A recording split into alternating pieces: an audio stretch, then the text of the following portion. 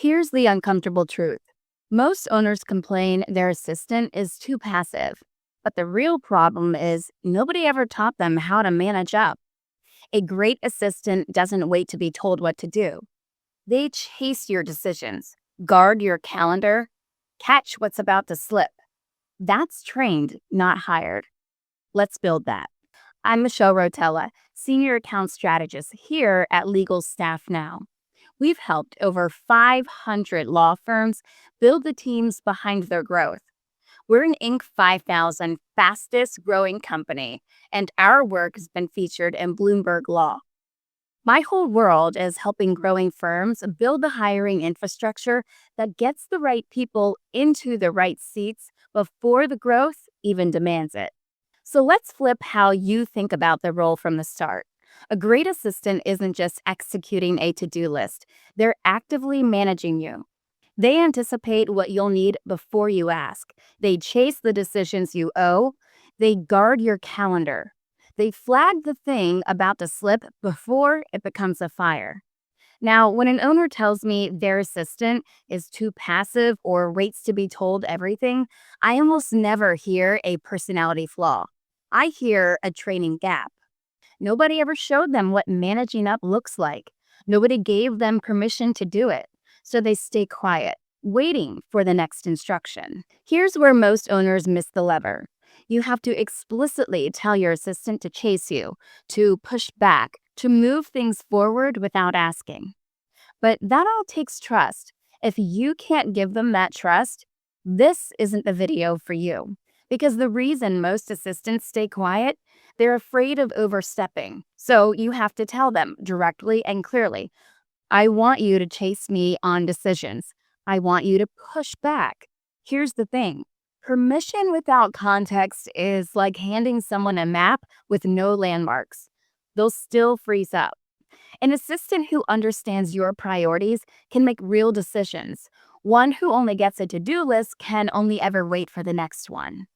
Show them how you think about your time, why you block certain hours for client work, what meetings you'd kill to skip.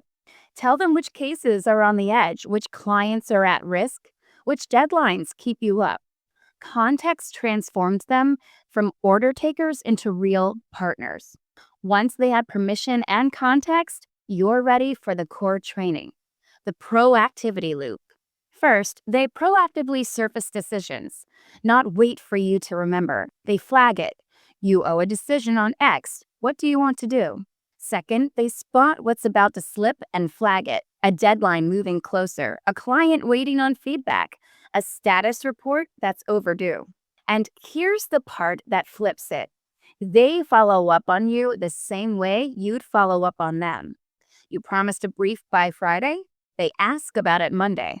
That's not disrespectful. That's training them to hold you accountable, which is exactly what a great right hand does. Here's what the best managers understand. People don't just passively absorb skills from formal training.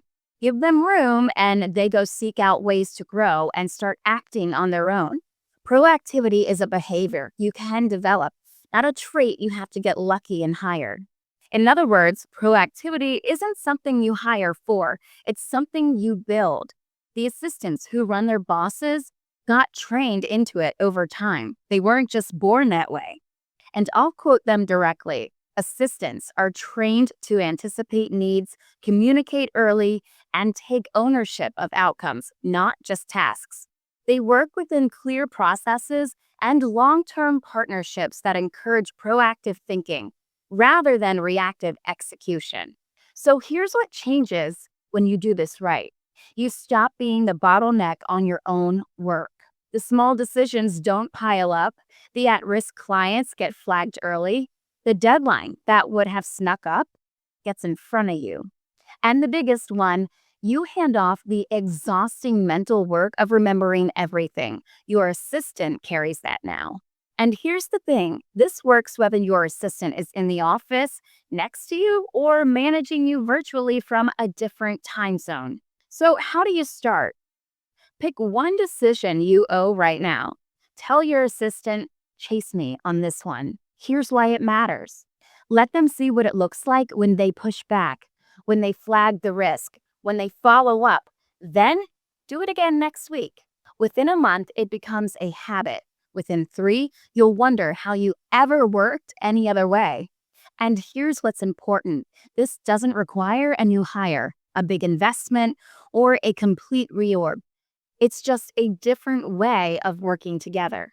The assistant who runs you, who catches the slip before it's a problem, who holds you accountable, who frees your best energy for the work only you can do, that's not luck. That's trained. And it starts with permission, context, and the loop. If you want to learn how to structure this with a virtual assistant or your current team, book a call with us. We place and work with assistants who run their owners every day, and we can show you exactly how.